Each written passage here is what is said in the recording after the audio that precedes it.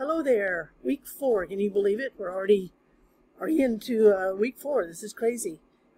Just when you think things are not going to start, you're right in the middle of it. So here we go. This week is going to be in sort of 2 halves, so I'm making 2 videos. This first one will take us through the first half of the week, which is finishing up the 500-word summary, leaving some feedback for each other, and then reflecting on what you might want to do to revise it. Then the second half of the week, we'll get started on the expanded definition, which is the next big project.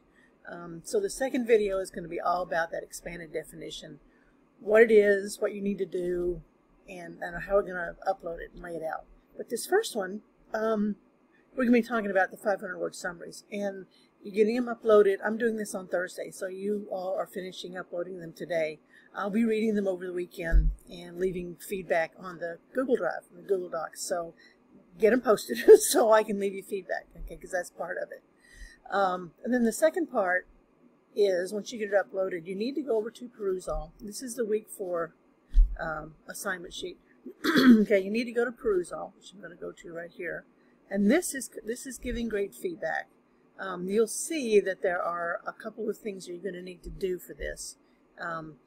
2 practice sessions. So let me walk you through this really quickly and show you. This is, I think you're going to like this.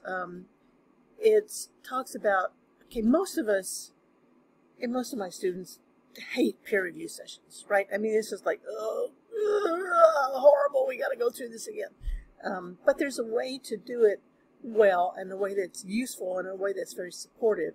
Now, I've been a working writer forever, and if it weren't for my writing groups, I would probably never have gotten anything done, or I would have, gone out and thrown myself off a building because things were going badly.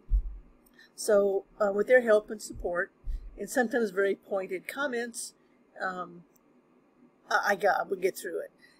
That's not what we generally bring to the academic setting, and I think that's a mistake. And so I want to show you how to do it in a way that actually is more like what working writers actually go through. I spent a lot of years in a writer's room and TV, and it was this kind of stuff. Even when I bring in a script and I knew it sucked, as long as they started with something like, well, you really nailed that scene in Act 2, I'd go like, whoosh, got part of it.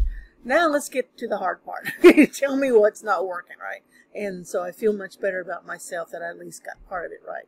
So that's what this article by Rhonda Peter is all about, is how to give that kind of response, that praising response to people, to your peers. Right? So read through this. I think you'll find yourself and other people that you know or have run into in here, talked about in here. And then down here is how to actually write the meaningful praise. And there's 2 things in here. There's 2 practice sessions. This is practice session 1. And for some reason the comments are off. Let me go check those. No, they're on. Practice session 1. So what are you going to do for this? Here's the thing right here. This first practice session is leading with something positive. All right. So when you read somebody's excerpt, the first thing you say is, I like the way they did this. I think this is really good because. It's not just I like it, but because. All right. So it's praise because. Right. So that's what you're going to be doing for this one. 2 or 3 sentences that describe this little excerpt about examinations outside the classroom and why you think it's good, just like you're talking to them, like DePeter says here, right? Imagine you're writing the words directly to her in a conversation, like she's sitting across the desk from you. So that's the first part. It's all good stuff. Then we get down to practice session 2, and these ideas come from one of my personal heroes, Donald Murray, who was one of the people who sort of changed up how we teach writing. He and Peter Elbow and Wendy Bishop and a bunch of people started talking about writing not as a product, but as a process. And that will sound familiar to you probably. The brainstorming, first draft, second draft. We've kind of messed up what they were talking about, typically, as teachers. But what they were really all about was, let's just interact with this because it's a process, and the process is never finished. If you've ever been subjected to reading Annie Lamott's shitty first drafts from her book Bird by Bird, which I'm sure all of you have, you'll know what I'm talking about. It just never finished. And just getting the first draft done is hard enough. Sitting still for revisions, and they're gonna hate it is the second part. So what Murray said is there are some ways to comment. I like the way you format, because then you get to be very specific. I like the way you did this one thing. I like the way you used the language in here. I like the way you, for these summaries, I like the way you really explained what he or she, the author, was talking about here, because I understood it and I wasn't sure I was going to. All right, so those are the kinds of things that you would do. So for this one, write 2 or 3 sentences describing what you like about this, really, and be very specific about it. And there's more comments here, right? And here's some examples of peer response praise, just things, you know, that constitute really good feedback. Like this one, good descriptions of this character. Maybe you could add more, you know, so you can ask questions. This is like a conversation, right? Nice touch. I mean, it can be just some fun stuff, right? Good point. It certainly does appear we care about some animals more than others. Would people care more if it was a room full of puppies, for example? You know, so you can comment in these things. It's not just about the work, but about your reaction to the work. All right, so read through this. You don't have to go any farther than this. I don't think there's anything else. Okay, so read this, annotate it, and leave your comments here for 1 and 2. And then what you're going to do is you go back over here. We'll get into the drive.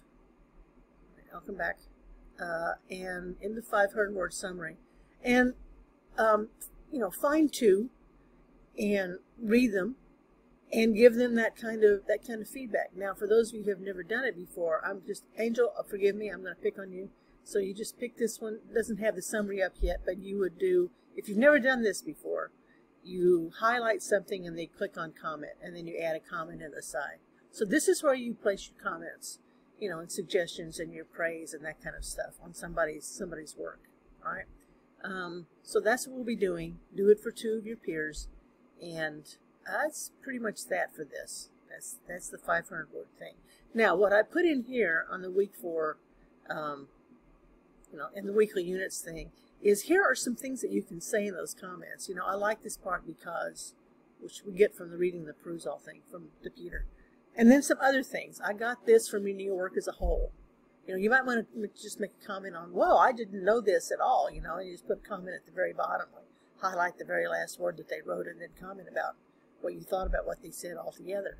I found this part interesting. Highlight a section because. There's always a because attached to these things. It's not just cool, bro, you know, that kind of garbage stuff. It's just cool, bro, because. Right, so there's always a because, explaining why you had that kind of reaction.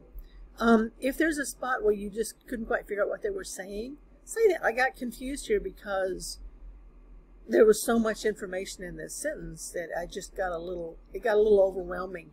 Can you maybe break it up into 2 sentences? All right, so this is the place where you can actually start leaving suggestions. And then I wanted to know more about this because, now this 500-word summary is very short, it's very objective, but this is good practice for when we get into the other stuff that we'll be doing this term, the expanded definition and the instruction manual specifically. And then also for when we get into the teamwork, and you'll know how to give each other feedback on the stuff that you'll be doing for the team project, which I'll go over later. All right, so that's what this first part of it is. Read this, do the 2 activities, and then pick, I say 1 summary done by 1 classmate. That's fine, okay? And then the follow-up to that is, and that's all by Monday the 21st, and then the follow-up is by, you know, next Thursday. Create a post here on Open Lab and sort of think through what you think you need to do to make it better, to do revisions. Now, revisions are all due the end of the term, or as soon as you want to do the revisions, and let me know you've made one. Right? Best way to let me know that is on Slack or email me and say, I revised this. Here, can you take a look at it? I'm always open to changing grades, right, if somebody revises stuff. So that's the whole idea from that. So this is this down to this first part of this is this little short memo about what you're going to do to revise it is all sort of the end of the 500-word summary. So with that said, I'm going to stop this video and then I'm going to go talk about the expanded definition because this can be a little confusing. It's a little complicated. It's got a lot more moving parts than this one does. So I will check you down below.